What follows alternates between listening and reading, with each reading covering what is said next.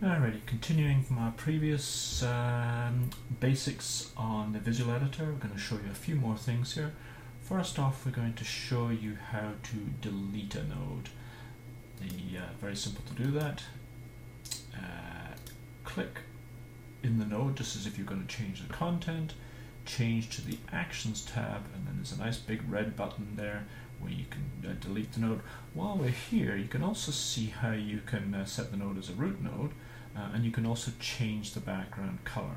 So for instance, on this one, if I pick something nice and green like that, and then save those changes, you can see the node in behind has just changed color. But for now, the main thing I want to do is delete it. So it sensibly asks for confirmation on that, and that node is gone. Okay, moving on to some more complex things.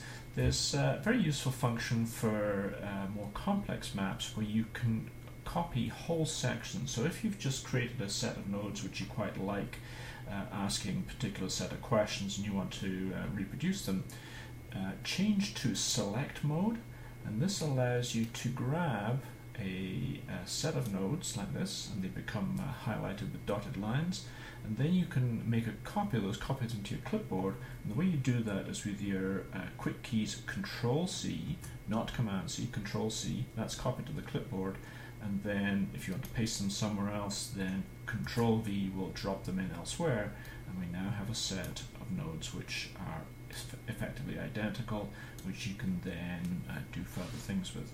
Very, very useful. Let's move on to something else which is a little bit more sophisticated than that. You can use that same principle for copying sets of nodes from another map entirely. It's a little bit more involved because you have to open the other map, copy that selection, but it does stay in your clipboard so long as you don't put anything else in there first. And then open this map and drop them in there. We've got a whole bunch of predefined snippets, i.e. sets of predefined nodes, which we will be releasing to make case creation a little bit easier.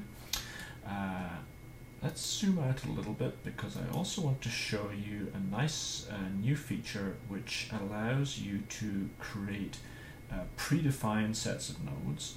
I'm just going to move this completely out of the way here because I don't want to mess up what we've got here. And we're going to put in a preset bunch of nodes using this little thing which looks like a radioactivity symbol. Must be really hot, I guess. And we're going to put in a branch set of nodes here. You have linear, which is self-evident, branched, which we'll show you in a second. You can pick how many nodes you'd like within that set. Let's just pick a nice, easy custom set of 4 for just now.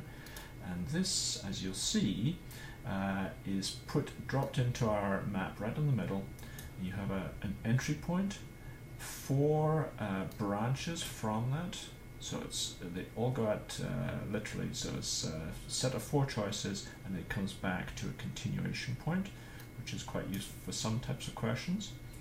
And let's just show you one other thing. We were just talking about select node. We can simply select this same bunch we dropped in there, then highlight it. If I press my delete key, ask for confirmation, and they're gone again. And I'm going to do the same thing for these 2 here because they were just getting in the way. Delete that, and let's put another predefined template and show you what a dandelion is. Let's use 6 for that. It's a bit more obvious. 4 doesn't quite give you the point.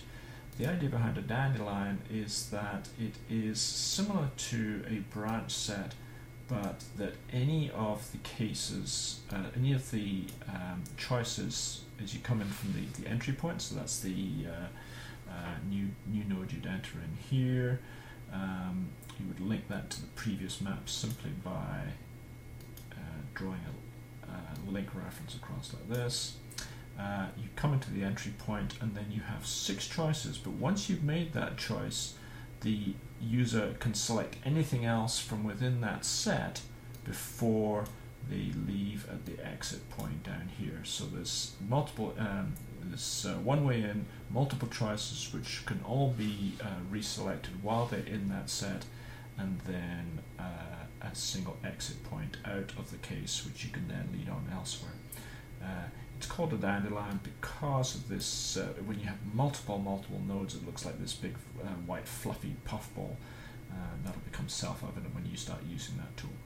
Okay, that's it for now.